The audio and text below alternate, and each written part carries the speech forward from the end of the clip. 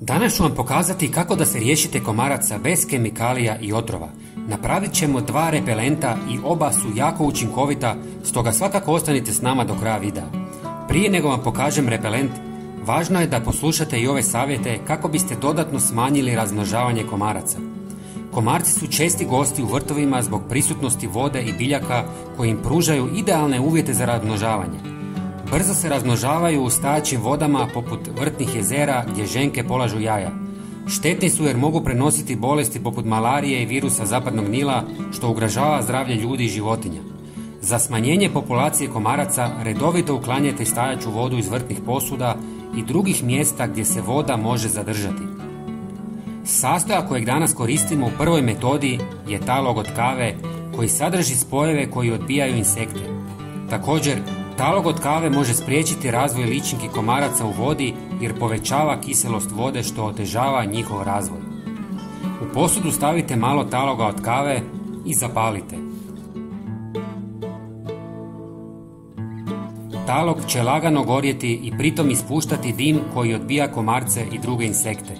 Obavezno dobro osušite talog od kave jer inače neće gorjeti. Ovu metodu koristim u dvorištu, terasi ili balkonu. Talog od kave možete u velikim količinama dobiti u kafićima jer ga oni bacaju u smeće. Sada ću vam pokazati i drugu metodu, odnosno repelent koji ćete moći špricati po koži ili stvarima. U 300 ml tople vode dodajte 1 žlicu lavande koja odbija komarce zbog svog intenzivnog mirisa koji ih ometa i sprječava da se približe. Njezini mirisni spojevi djeluju kao prirodni repelenti za sve insekte. Zatim dodajte malo cimeta kojeg insekti ne podnose.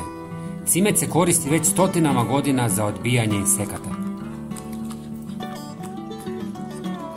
I zadnji sastojak je 100 ml octa koji je odličan za odbijanje komaraca zbog svoje sposobnosti stvaranja jakog mirisa koji ih odvraća te visokog udjela prirodnih kiselina koje komarci ne podnose.